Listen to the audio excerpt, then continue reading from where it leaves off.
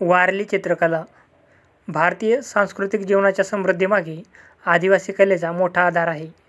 नागरी संस्कृतीच्या प्रभावापासून मुक्त, परंपरागत चालत आलेले निसर्गप्रेम, सहज उपलब्ध साहित्यातून झालेला उत्स्फूर्त आविष्कार म्हणजे आदिवासी कला असे या कलेचे सोपे समीकरण मांडता येईल. महाराष्ट्राला आदिवासी कलांचा समृद्ध वारसा लाभलेला आहे. त्यात वारली चित्रे, लाकडी कोरीवकाम, मुखवटे, मृन्मयी, धातुकाम, पाषाणमूर्ती, वाद्य, शिकारीची साधने व इतर कलात्मक वस्तू यांचा समावेश होतो. आदिवासी कलांचा हा वारसा निश्चितच वरच्या दर्जाचा आहे. आदिम कलेची मूळ बीजे वारली चित्रकलेत विकसित झालेली दिसतात. वारली प्रदेशात छोट्या छोट्या पहाड्यावरील घरांच्या खोडींवर, भिंतींवर चौकोनी त्रिकोणी कृतीचे अनेक चित्रे काढलेली असतात.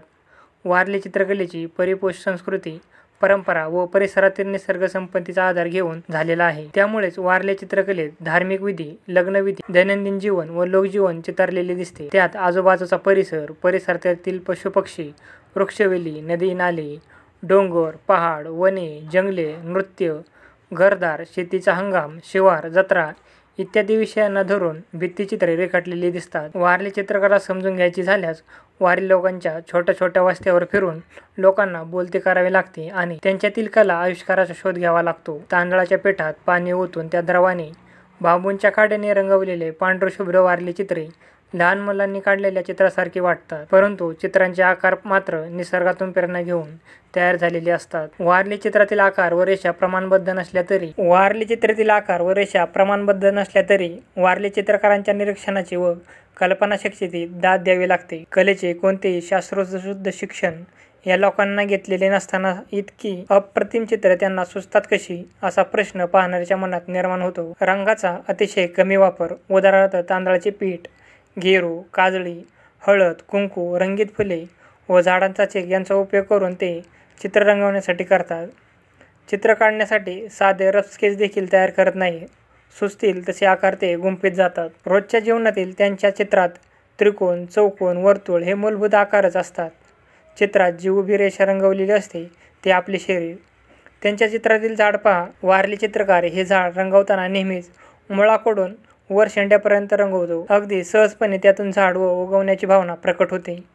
अन्य चित्रकार झाड काढताना त्यांच्या नेमका उलट म्हणजे वरून खाली रेषा काढतात. वारली लोकांच्या मते खाली भूमीकडे जाणारे म्हणजे मृत्यूकडे नेणारे नकारार्थी जीवन असते, तर भूमीतून वर उगवणारे म्हणजे जीवनाचा विकास करणारे उदयोन्मुख जीवन असते. लग्नप्रसंगी झोपड्या रंगवताना आधी चौक काढला जातो. धार्मिकदृष्ट्या या चित्राला खूप मान दिला जातो. 7-8 स्त्रिया मिळून हे चित्र पूर्ण करतात. लग्नाच्या आदल्या दिवशी मांडव असतो त्या दिवशी ही भित्तिचित्रे चितारण्याचे काम केले जाते. धवलेरी ही आदिवासी पुरोहित समजली जाते. धवलेरी स्त्रिया लग्न लावण्याचा विधी पारंपरिक पद्धतीने पार पाडतात. वारली सांस्कृतिक भित्तिचित्रातील रेषाकृतींना आगळेवेगळे महत्त्व असते.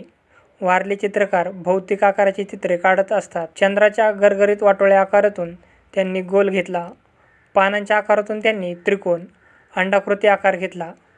पाकळ्या आणि फांद्याच्या आकारातून बाक आणि वळणे घेतली. चंद्रकला आणि इंद्रधनुष्य यातून त्यांनी कमान व अर्धवर्तुळ पाहिले आणि पक्ष्यांच्या भराऱ्या व माशांच्या पोहण्याच्या निरीक्षणातून समांतर व उभ्या आडवे रेषांचे आकार तो शिकला. जवळजवळ असलेले 5 तारे पाहताना ते एखाद्या रेषेने जोडले गेल्याचा आभास निर्माण होऊन त्याला पंचकोन मिळाला. अनेक आश्चर्यकारक आकार व रचनांची प्रेरणा अशी त्याला साध्या साध्या रेषा आणि वळण यांच्या अवलोकनातूनच मिळाली. निसर्ग आणि सृष्टीला समजून घेण्याची व ती चित्रकृती प्रकट करण्याची त्याची ही कला विचार करण्यासारखी आहे. वारली चित्रकला आता वारली समाजाच्या बाहेर पडली असून तिचा वापर सर्वत्र होताना दिसतो. आजकाल टी-शर्ट, साडी, कुर्ता, बेडशीट, पिशव्या, पर्स, भेटवस्तू, भेटकार्ड यांवर वारली चित्रकला रेखाटलेली दिसते. घरांच्या भिंती, घरांची अंतर्गत सजावट यासाठी देखील वारली चित्रकलेचा मोठ्या प्रमाणावर वापर होताना दिसतो. वारली चित्रकलेमुळे महाराष्ट्राची मोहोर देशभरच नव्हे तर परदेशातही उमटली आहे.